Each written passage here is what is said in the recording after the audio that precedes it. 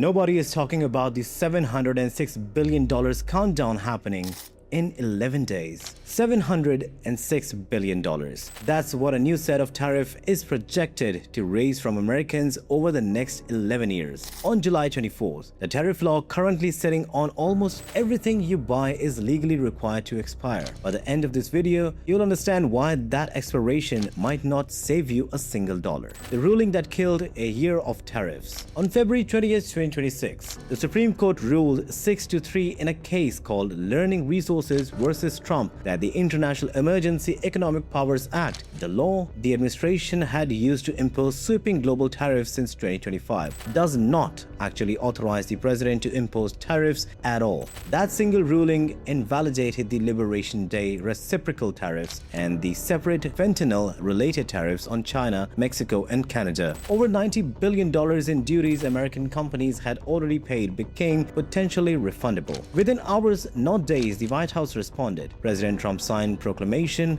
11012, invoking Section 122 of the Trade Act of 1974, a law that had never once been used in American history before this moment. It imposed a flat 10% tariff on nearly all of the imports from every country effective February 24th, replacing the tariffs the court had just struck down. Unlike the old regime, this new tariff applied the same flat rate to everyone, with no more country-specific rates negotiated in earlier trade deals. Trading partners like Switzerland, Liechtenstein, and European Union, which had negotiated lower cap rates under the old law, lost those special arrangements overnight. The administration also opened a formal process for companies to apply for funds on the $90 billion in now invalid duties through a system called the Consolidated Administration and Processing of the Entries Portal. As of this recording, the government has confirmed the portal exists, but has not confirmed a single refund has actually gone out. One law fell, a new one took its place before the ink was dry. Why this one has a built-in expiration date? Here's the detail that makes the next 11 days matter. Section 122 is not a normal tariff law. Congress wrote it specifically to allow the president up to a 15% surcharge for no more than 150 days to address the serious balance of payments crisis. Because of that time limit, the 10% tariff imposed under this law expires automatically on July 24th. The president cannot extend it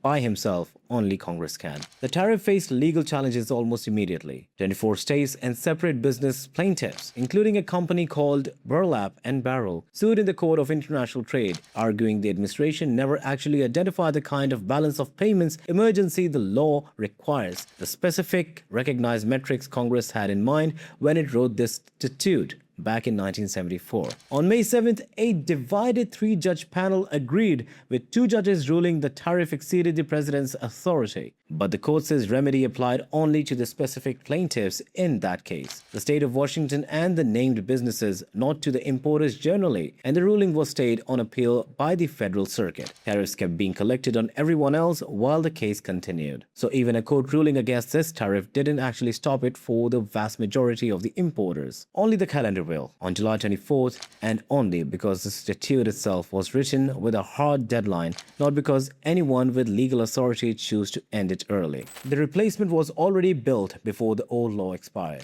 3 weeks after imposing the Section 122 tariff, on March 11th and 12th, the U.S. Trade Representative opened two separate investigations under Section 301 of the Trade Act, a completely different law. One examines excess manufacturing capacity across 16 major economies, including China, the EU, Mexico, Japan, India, Vietnam, South Korea, and Taiwan. The other examines forced labor enforcement failures across more than 60 trading partners, covering nearly every country the US trades with a meaningful volume, including the UK. Trade attorneys who tracked this process described both investigations as explicitly timed to produce replacement tariffs before Section 122 expires. And there's a reason. The administration picked Section 301 specifically. Unlike Section 122, it has no rate cap and no built-in time limit. One tariff go into effect under Section 301, there is no countdown clock forcing them to lapse the way Section 122 did. On June 2nd, the U.S. Trade Representative published its findings and proposed new tariffs of either 10 or 12.5% on imports from those 60 trading partners tied to the forced labor investigation. The proposal splits countries into tiers. 15 partners that showed meaningful progress on forced labor prohibitions get the lower 10% rate, and the rest face 12.5%. 6.5%. USTR faces a completion deadline of July 20th on both investigations, 4 days before Section 122 sunsets. The timeline isn't a coincidence. It's a handoff.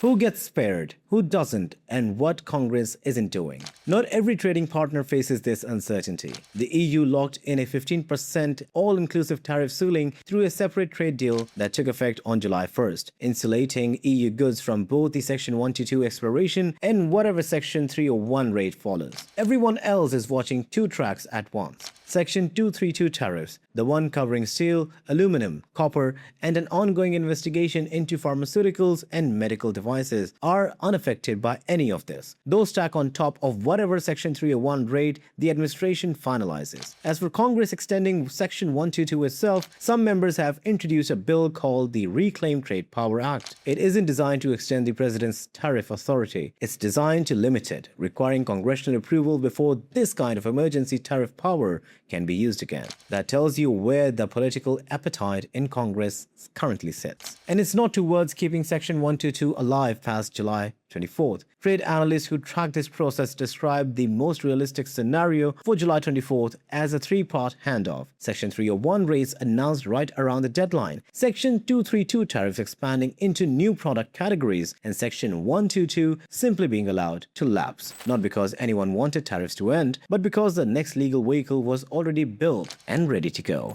What $706 billion actually means for you. Now here's where that number from the top of this video matters. The Tax Policy Center estimates that once the new Section 301 tariffs on those 60 countries are fully in effect, they will raise $706 billion over an 11-year federal budget window and push the average US tariff rate to just above 10%. Listen to that last part again. 10%. That is essentially the same rate as the Section 122 tariff that's legally required to expire on July 24th. The law changes, the legal justification changes, the rate barely moves. And the burden isn't spread evenly. The Tax Policy Center's own modeling shows households in the bottom income quintile will see their effective federal tax rate rise by 0.8 of a percentage point in 2026 compared to 0.6 of a percentage point for households in the top quintile. Translated into dollars, the average American household is projected to carry roughly $960 in added tariff costs this year alone, and lower income households are absorbing a large share of that relative to what they earn than higher income households are. So, on July 24th, a tariff law expires exactly as written. Watch what replaces it in the following days. Following based on everything already in motion, the number on your receipt is in the part of that's expiring. $706 billion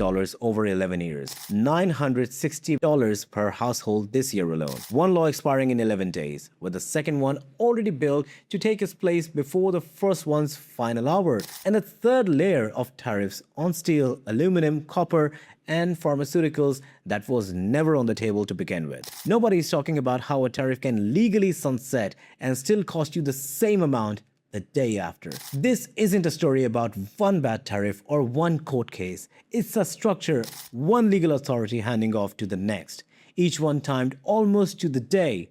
So that number on your receipt never actually has to change, even as the law behind it does. If July 24th comes and goes and your grocery receipt looks the same, that's not an accident. That's the plan that was already public in June. Drop a comment and tell me if you think Congress lets Section 122 die quietly or fights to bring it back.